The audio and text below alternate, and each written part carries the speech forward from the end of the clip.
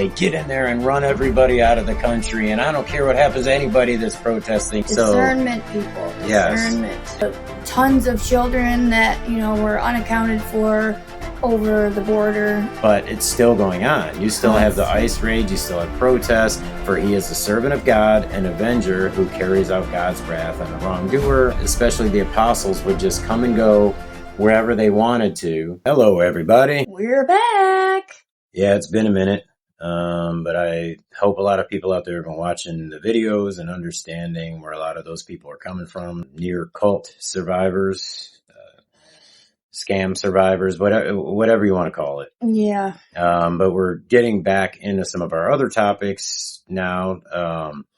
Me, sometimes I do stuff from an apologetics standpoint, like as a Christian apologetic, a studying one, not claiming to be a master or anything, but it's kind of the scope I look at things through that are difficult, to discern. And I always say that, if you have a good pastor, you've heard this a bunch of times, that being a Christian is not easy. It's not an easy life. No. And one of the hardest things that you'll find in it is these conflicts. Like you're faced with if you're able to just kind of live your peaceful life and go to church and keep your relationship with Christ and all of these things, it's fine. But at a time like now, there's so much conflict in the world. Yeah, it's spiritual warfare, literally. It is. And some of us do believe that we're working toward the end of days here. Yeah. And we want to see as many people saved as possible. Absolutely. So you kind of got that weight on you too, where you're saying, I know I'm supposed to be a nice person, but am I very, and that's what it is. And in the United States, we've kind of been taught to believe in this like hippie Jesus, basically. I love that. Hippie Jesus. That's the best way I can say it. Not to say Jesus didn't have some hippie in him, but I feel like, that caricature and oftentimes even cartoon of Jesus doesn't really reflect the messaging that's in the Bible. All you need is love to right. heal. Yeah. The whole, yeah. And, basically it's kind of like accept anybody, accept any situation, accept anything. You can't criticize. They'll throw the thing at you that, oh, well, that's judgment. Yeah. Judgment and seeing something going wrong and wanting to help guide someone in the right direction are two totally different things. Yeah. Discernment, people. Discernment. Yes, exactly. So, and then there's the other thing. I mean, particularly if you're in the United States, where if you're a conservative, you might think that you have to follow the conservative thing because you're a Christian, because most Christians are right. grouped into conservatism, and vice versa. You might think that, you are a conservative, so you have to go against absolutely anything that the left happens to be doing at that time. That's usually probably going to be true, but not always. You need to consult your Bible. Mm-hmm. It doesn't matter if it's like a regular sized Bible. We got the family Bible. Yeah, the big old family Bible that's got your illustrations and everything. Travel Bible. We got the KJV study Bible right here on the desk. But I'll get to my basically where I stand on this, because I didn't know. I really was stuck in this conundrum where I was seeing people that were conservatives that were a little too happy to say, get in there and run everybody out of the country. And I don't care what happens to anybody that's protesting. They're just rioting. And practically they were saying KILL them all. It was the attitude. It's something that tears at my stomach sometimes. And then there was the complete opposite, where it's basically like, you have no rights to tell anybody who can come, who can't. Right. Everybody here came from somewhere else, blah, blah. How that whole dare you thing. Tell them to leave? And it's like, well, they broke the law. It doesn't matter. Right. So I went and consulted that. And there are particular things in the Bible that actually pertain to borders. And people crossing over those borders and how you should act if they do. Like this cat right here. You're crossing my border, little friend. Got a one-eyed kitty here. Is that Sai? Yes. Right. And you are coming at this from a different perspective as well. Yeah. Mine's just a moral thing, the fight that goes on inside someone who's a Christian who's on the outside of this.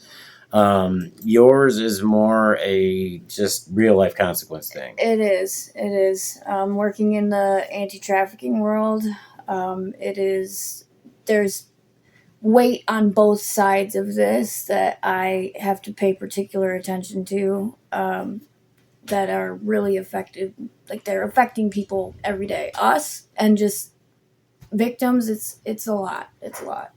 It's hard to really put it into the right words unless you have like a scenario, I guess, to This compare it like to. statistically, with this just innumerable amount of people that have come into the country, the trafficking has like gone through the roof. Oh, absolutely. And obviously, if you just keep letting that go on, there will be more of it. I mean, everybody. You're not actually helping this group of people then. No, everybody is aware of the. I can't even remember the number now of the tons of children that were unaccounted for over the border, and I mean, that's just a small amount, and there was a huge number. That's just a small amount of the kids and people that are actually brought over illegally and then sold into sex slavery or whatever it is, and that's it. What is it? Labor slavery, trafficking, labor trafficking too. That's what a lot of this is.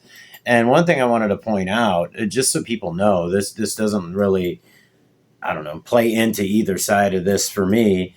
But during the first handful of raids, they had broken up some major trafficking operations. Yes. Yeah. So that was a positive. It was the right people or area or whatever that they went after first. And, this is a topic that seems old to a lot of people, but it's still going on. You still have the ICE raids. You still have protests. The protests still flame up, turn into riots. Get violent quick. And that was kind of where I said, okay, I definitely have to find out where I stand on this, because it's not just so much let millions of people come into your country and do whatever they want to do, but now you're talking about existing citizens actually rioting over this, hurting people, burning things down, and the lawlessness of it. Yeah, and I felt like we went back to whatever year that was, 2020. The summer of Floyd. Yeah, that one. She likes it when I call it that. So, like I said, I consulted a Bible. I have my little notes here. And anybody who is, and I'm not going to read the whole thing, but anyone who's familiar with Romans 13, 1 through 14, let every person be subject to the governing authorities. For there is no authority except from God, and those that exist have been instituted by God. Therefore, whoever resists the authorities resists what God has appointed, and those who resist will incur judgment.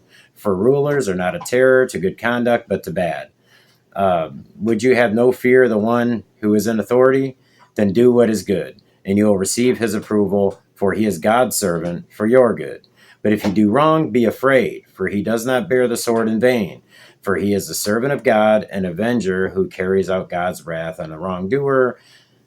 So basically that's telling you to obey the laws of the land. Yeah. Pretty simple. Obviously, the first place that people's minds go is, well, there's places on earth that obeying the law just makes you subject to all kinds of horrible things. Yeah. And each one of those is kind of like a situation you'd have to take apart on your own and take a look at it. But oftentimes, I mean, it obviously depends on the situation, but it's not going to help necessarily to riot. Yeah. Or, usually never does. People are put into positions by God with a purpose. We can't really understand that purpose because there's so many moving parts and everything. But that's a way to look at it right there, is that person's there for your good. Yeah. By it's your group, meaning your population. And then if you go back to the Old Testament, you have Deuteronomy 27:17. Cursed be anyone who moves their neighbor's boundary stone. Then the people shall say amen. Okay, so it's part of a list of curses related to disobedience to God's laws. It emphasizes the importance of respecting property boundaries and the sanctity of agreements. There's laws. Right. There's a lot of rationale there. There's a social contract there. Do not move your neighbor's boundary stone. Yeah. You're not just going to redefine where your neighbor resides. Exactly. You've got to respect others' boundaries. You don't encroach on the safety of others for your benefit. And there's a few others here too. God is a God of order, not anarchy. So those two things together, there, basically, what it's saying is you can't have complete and utter lawlessness. You can't say, I personally don't like the way that our leaders, who we elected, who've in some way or another been appointed by God, I don't like the way this is going. So I'm just going to go ahead and get some people together and attack. Yeah. Or whatever it is that you do. And I saw just insane melee. I saw police getting hit in the face with rocks, and it was just constant violence. Again, constant violence. I mean, and what good did that do? During the summer of Floyd, what good did that do? People lost businesses. People lost their lives. It's just ridiculous. Yeah, which neighborhoods were affected the worst? Going back into the Old Testament with Deuteronomy, you've got when the Most High divided their inheritance to the nations. When he separated the sons of Adam, he set the boundaries of the peoples according to the number of the children of Israel. You've got in Acts, you've got from one man, he made all the nations that they should inhabit the whole earth, and he marked out their appointed times in history and the boundaries of their lands. From a Christian's perspective, you've just got to look at it like all of us have been put where we are in a specific point in time for a reason, and you simply use your discernment for all the major situations that are around you. All that I can do is actually talk to people like this who feel torn on the argument. Like I said, everybody was all really extreme one way or the other. Yeah. You also got to think that when you're talking about boundaries and respecting the nation that you're in, but you also got to think about that country when it comes to, say, its finances, its safety, right, things like that. So you start just letting anyone in. Obviously, you got more mouths to feed, and it's going to be less safe. Yeah. There's going to be worse communication. Well, and undocumented people, I mean, you could be letting anybody in, and then you have no way to keep track of them. There's no social security number, nothing to keep track of them. They go do whatever they want, and then not exist. A lot of people probably know this. At the end of 3 days after they had made a covenant with them, they heard that they were neighbors and that they lived among them. And the people of Israel set out and reached their cities on the third day. Now their cities were, I hate trying to pronounce those, but the people of Israel did not attack them because the leaders of the congregation had sworn to them by the Lord, the God of Israel. You hear people reference that, especially the apostles would just come and go wherever they wanted to, but it's not true. They would actually essentially go to the king or whatever it was and their principality, and they would say why they're there, what they're there doing, kind of like a checkpoint when you would go into Canada from Detroit. Yep. How long are you going to be here? And what they would basically, right, because you had warring lands all around. Mm-hmm. And while we're not at war with Central America or we're not at war with Mexico, we're at war with a lot of substances that are coming in, with the actual trafficking of human beings, just lawlessness, like we said earlier. Here's a little quote too from Acts. For we really are in danger of being charged with rioting today, since there is no cause that we can give to justify this commotion. Oh, now that just lays it right out there for you. Yeah, and you have to be a little blunt these days, because pretty much anything has gone in the United States for the longest time, it seems, and you have to put your foot down somewhere. And like you said, it doesn't help anyone to riot in that way. No. And also, in my opinion, you're having a lot of entitled people who have nothing to do with the situation doing the rioting. Yeah, on behalf of others that don't even want them to. Yeah. Now, obviously, there's a lot of plants. There's a lot of people planted there. There's a lot, We've learned that for sure. And the people who aren't plants are either influenced by them or they're influenced by a governing body and all of these things. So basically what you see is a bunch of brainwashed people, and you've probably seen where they'll actually go up to these people. And I mean, it'll be somebody who's leading a group, a violent group oftentimes, and say, "Oh man, you're really upset. Why is that?" They can't explain it. That shows you that they are under the power of something else. Yeah. And by something else, I mean not God. So who is it? Who is he? You know, they're not consulting the Bible, they're consulting man, and man is just telling them to act without not only discernment, but they're not even using any kind of critical thinking. No. You know, oh, everybody's rioting again. I guess I'm going to go jump on board. That's exactly what it looks like. Because that's what it is. Yeah. I mean, it really is. And trust me, I really was actually torn on this a bit when I was trying to break it down. And now I look at it and go, oh my God, like I was completely lost in this sense. Scoffers set a city aflame, but the wise turn away wrath. We will consider the distinctions and meanings of these words later, but as an example, the command, if a stranger dwells with you in your land, you shall not mistreat him, Leviticus 19:33, refers to a person who has gained legal approval to be a resident alien, or ger in Hebrew, G-E-R. So that's what I was talking about a minute ago when I said you go to the king, you tell him why you're there, all of those things. In Hebrew, the ger is a person who has lawfully entered a nation or empire and has met all the legal criteria to remain, including contributing to it. Otherwise, this person could only pass through as a foreigner, or a nechar, if I'm saying that right, with few rights. The Israelites were forbidden to oppress both, but denying citizenship to a foreigner and sending them home was not regarded as oppression by God. In fact, it was regarded as legal, just and in the case of the nechar, who follow false gods, holy.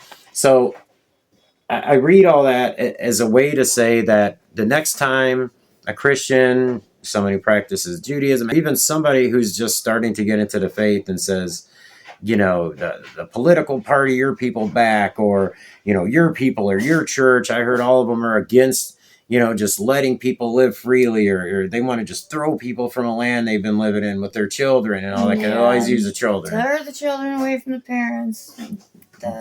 God's word tells you what to do, like point blank, period. It even explains why. It was a different time, but all of these things still apply. Yeah. You've got even more dangers now coming into your borders, obviously. Far more dangerous. So I mean, that's really all I had. I have some other notes on it, but that's just what I wanted to get across was the people that, I know a lot of people that watch our channel are Christians, or at least very spiritual people. I've seen a few quote the Bible who weren't even Christians, so they must see some wisdom in it. Yeah. And it just works. it really does. And I hope to clear the consciences of some people who, you know, are basically told they're big meanies for, oh yeah. Like that's the way people, they're trying to make you feel now. And like I said, when I saw those riots, it was insane because, you know, it was organized from a body of darkness, I'll call it, because the reaction was too quick. You know, it was too militarized. It just felt very too televised. Very, I guess you could say. It was very synchronized. Familiar. That's the word I'm looking for. Yeah, very familiar. And once again, the people, for the most part, there'd be a handful of tokens, but the people who are from the particular neighborhood where things were happening were never the ones on the front lines committing the acts. I mean, maybe they'd grab one, but they weren't. Oftentimes they weren't the right culture, the right accent, the right flesh hue, the right anything. You know, you could tell they didn't belong. Mm-hmm. So it's being ignited by something that, so in other words, don't be misled is what I'm trying to say. Yeah. It's very easy. And if people out there may be thinking like, well, he's just your run-of-the-mill conservative, far right-leaning Christian, wait till you hear the next video. Wait till you hear my input on the Epstein situation. There's a buzzword for you. I do a lot of critical thinking with this stuff. I'm not just reading a single verse and just repeating it to myself a couple times and moving on with my life. Like, these are important things. These are things you need to teach your children how to react to them. If our world is still here when they get older, they'll know how to look at things and discern as well. So That's really all I have to say on this topic. Is just from a biblical standpoint, you've got to stop these things from happening. That's all there is to it. Yeah, I mean, and from I guess, a human standpoint, the realities of what happens when you have a million people coming into your country that are undocumented and are illegal citizens, the repercussions of that are horrific. We've seen them. We've seen the proof. The trafficking goes through the roof. The safety of your citizens, your children, just your life in general is can be drastically changed. And we are not against having people come to our country, but just do it the legal and vetted way. And to riot is only going to cause all of the people that you're claiming to want to keep safe and support to have them be more in danger. That's right. So none of this is conducive to anything good. Follow the law, come here legally, and then we'll talk. That's about it. Yeah, that's about perfect to end it on. So, Minivan Musician, we're about to get into something else, and see you soon.